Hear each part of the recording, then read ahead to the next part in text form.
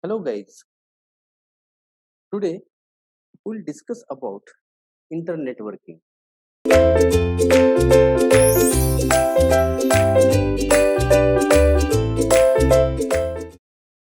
Internet working includes points, how networks differ, how networks can be connected, concatenated virtual circuits, connection-less internet working, tunneling, internetwork routing, and fragmentation. Two or more networks can be connected to form an internet. We believe that a variety of different networks will always be around the area with a variety of protocols. As computers and networks get cheaper, the place where decisions get made moves downward in organizations. The installations at different departments use different topologies, and different networks have different technology. So it should not be surprising that as new hardware developments occur, new software will be created to fit the requirement of the new hardware. As an example of how different networks might be connected, consider the example of figure. Here we see a corporate network with multiple locations tied together by a wide area ATM network. At one of the locations, an everyday optical backbone is used to connect an Ethernet, IEEE 802.11 wireless LAN, and the corporate data center's SNA mainframe network.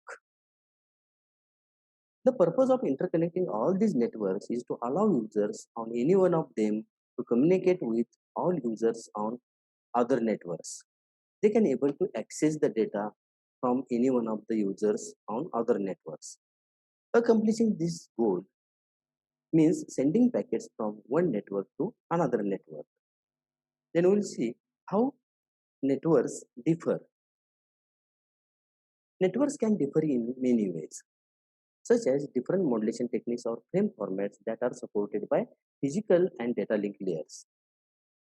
No doubt these are the differences, but here we will concentrate on network layer. When packets are sent by a source on a one network must transit one or more foreign networks before reaching to the destination network, many problems can occur at the interfaces between networks.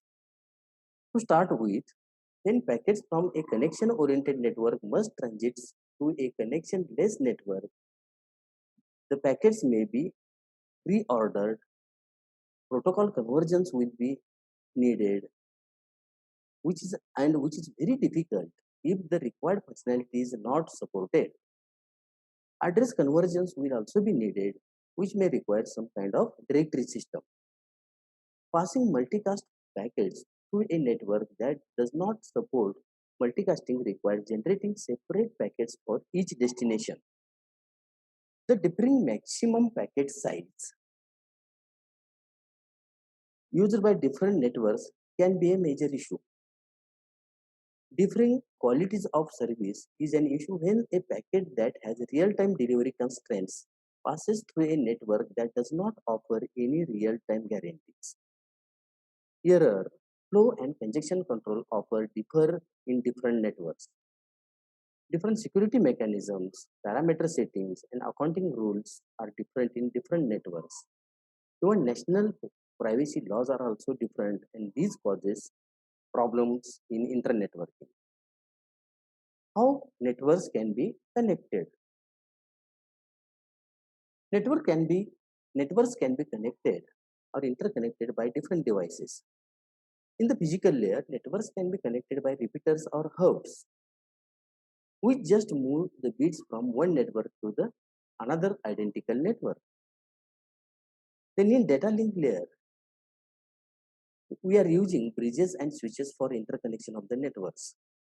They can accept frames, examine the MAC addresses and forward the frames to the different network.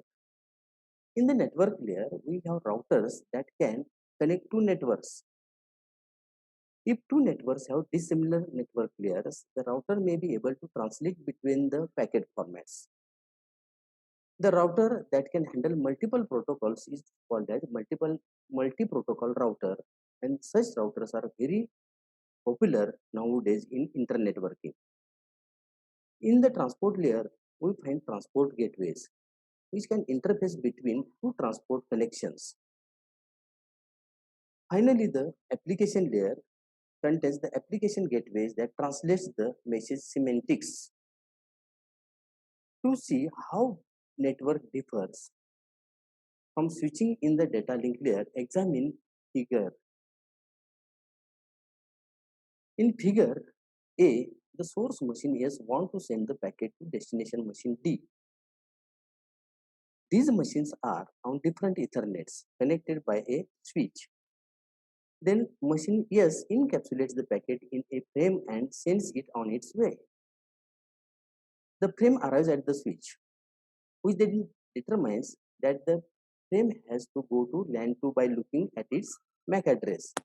The switch just removes the frame from the LAN 1 and deposits it on LAN 2. Now let us consider the same situation but with two Ethernets connected by pair of routers instead of a switch. The routers are connected by a point-to-point line, possibly a leased line thousands of kilometers long. Now the frame is picked up by the router and the packet removed from the frame's data field. The router examines the address in the packet, that is the IP address, and looks up this address in the routing table. Based on this address, it decides to send the packet to the remote router and potentially encapsulates the frame in different kind of frame, depending upon the which line protocol is used. At the far end, the packet is put into the data field of an Ethernet frame and deposited onto the LAN 2. With a switch or bridge, the entire frame is transported on the basis of MAC address. With a router, the packet is extracted from the frame and the address in the packet is used for deciding whether to send it. Switches do not have to understand the network layer protocol being used to switch packets. Routers understand the network layer protocol. Then concatenated virtual circuits. Two styles of internetworking are possible: a connection-oriented concatenation of virtual circuit subnets and the datagram internet style. In the concatenated virtual circuit model shown in the figure, a connection to the host in a distant network is set up in a way similar to the way connections are normally established. The subnet sees that the destination is remote and builds a virtual circuit to the router nearest to the destination network. Then it constructs the virtual circuit from the router to an external gateway. This gateway records the existence of the virtual circuit in its tables and proceed to build another virtual circuit to the router in the next subnet. This process continues until the destination host has been reached.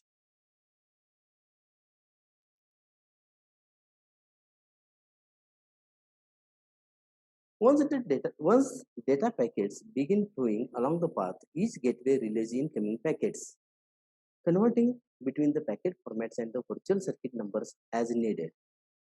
Clearly, all data packets must traverse the same sequence of gateways. Consequently, packets in a flow are never recorded by the network. The essential feature of this approach is that a sequence of virtual circuits is set up from the source to one or more gateways to the destination. Each gateway maintains tables telling which virtual circuit passes through it, where they are to be routed, and what is the new virtual circuit number is. This scheme works best when all the networks have roughly the same properties. Then connectionless internetworking. The alternative internetwork model is the datagram model shown in the figure. In this model, the only service the network layer offers to the transport layer is the ability to inject datagrams into the subnet and hope for the best. This model does not require all packets belonging to one connection to traverse the same sequence of gateways. In the figure, datagrams from host 1 to the host 2 are shown taking different routes to the internetwork. A routing decision is made separately or independently for each packet. possibly depends on the traffic at the moment the packet is sent. This strategy can use multiple routers and thus achieve a higher bandwidth than the concatenated virtual circuit model. On the other hand, there is no guarantee that the packet arrives at the destination in order, assuming that they arrive at all. The method of the figure or model of the figure is quite simple, but it is not simple, or it looks like quite simple, but in implementation it is difficult.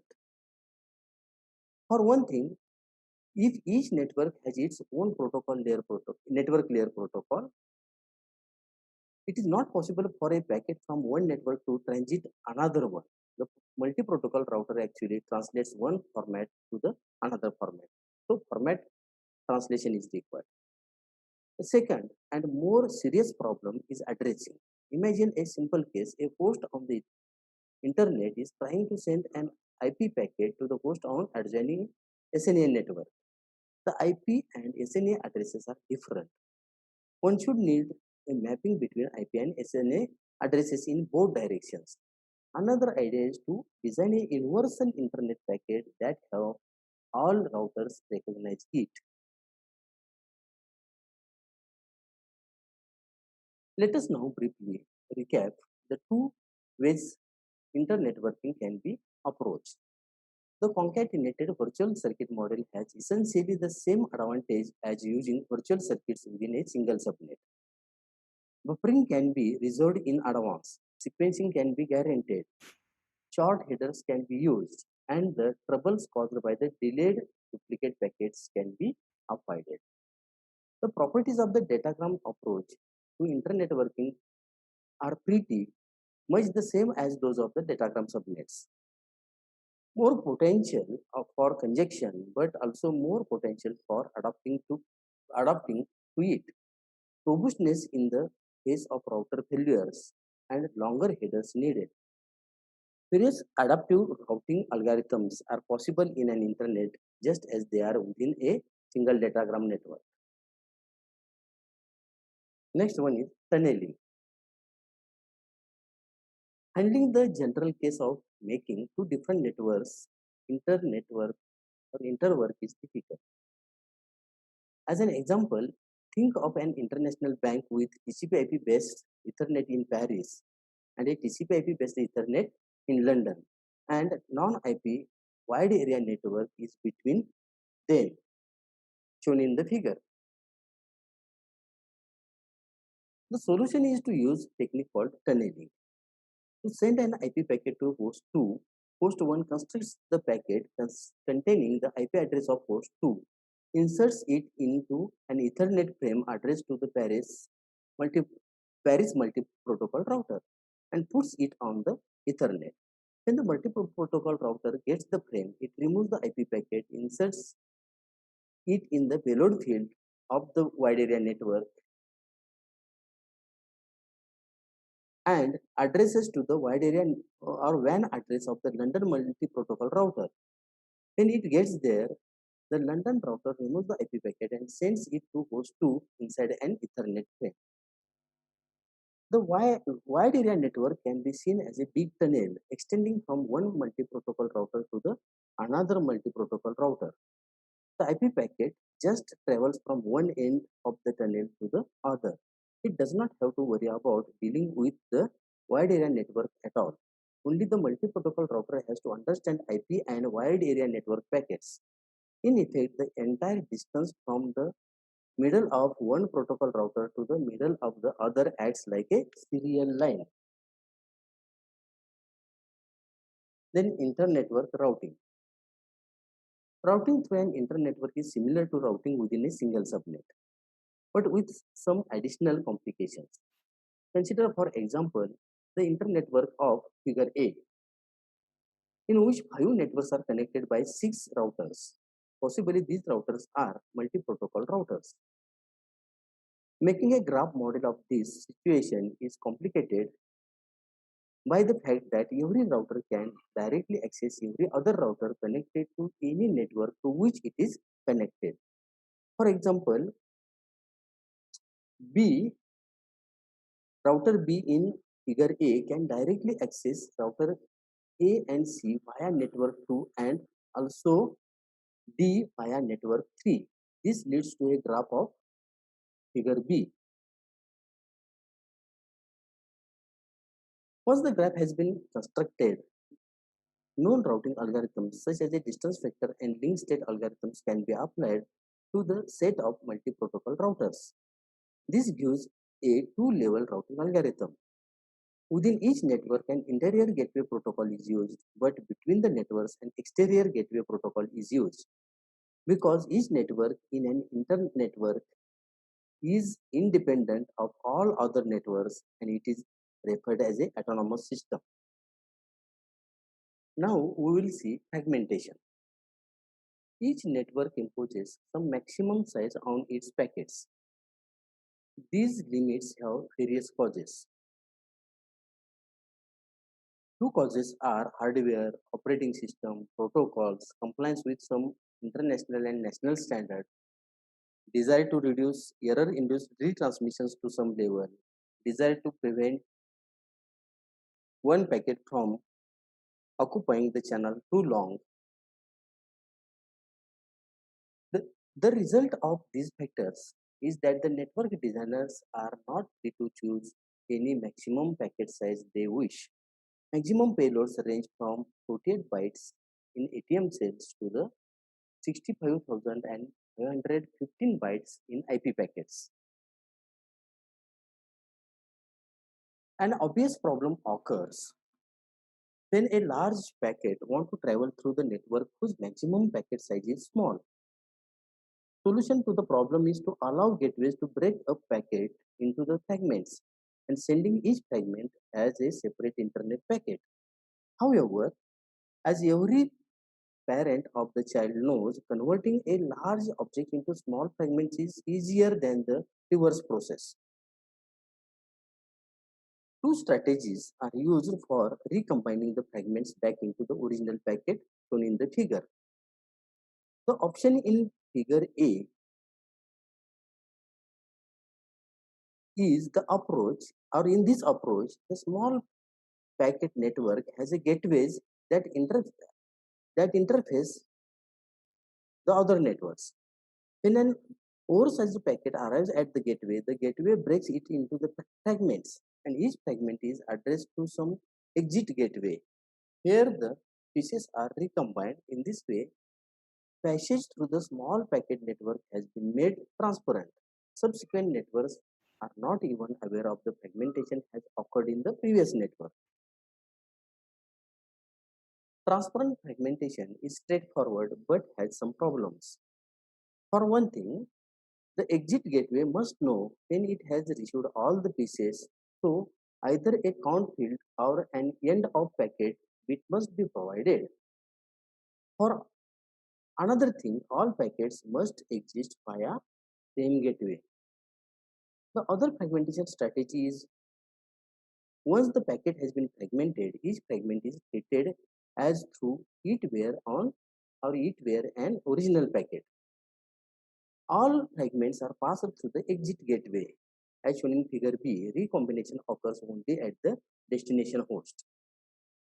Yet another problem is that when a large packet is fragmented, the total overhead increases because each fragment must have a header. When a packet is fragmented, the fragments must be numbered in such a way that the original data stream can be reconstructed. A completely different numbering system is for the inter-network protocol is used to define an elementary fragment size small enough that the elementary fragment can pass through the every network. When a packet is fragmented, all the pieces are equal to the elementary fragment size except the last one, which may be shorter. An internet packet may contain several fragments for efficiency reasons. The internet header must provide the original packet number and the number of the elementary fragment contained in the packet. As usual, there must also be a bit indicating the last elementary fragment contained within the internet packet is the last one of the original packet. This approach requires two sequence fields in the internet header, the original packet number and the fragment number. There is clearly a trade-off between the size of the elementary fragment and the number of bits in the fragment number. Because the elementary fragment size is acceptable to every network, subsequent fragmentation of an internet packet containing several fragments causes no problem. The figure shows fragmentation when elementary data size is 1 byte. Figure A shows original packet containing 10 data bytes. Figure B shows fragments after passing through the network with maximum packet size of 8 payload bytes plus header. And figure 2 shows fragments after passing through the size IO gateway. Some internet protocols take this method even further and consider the entire transmission on a virtual circuit to be one giant packet, so that each fragment contains the absolute byte number of the first byte within the fragment. This is about fragmentation. Thank you.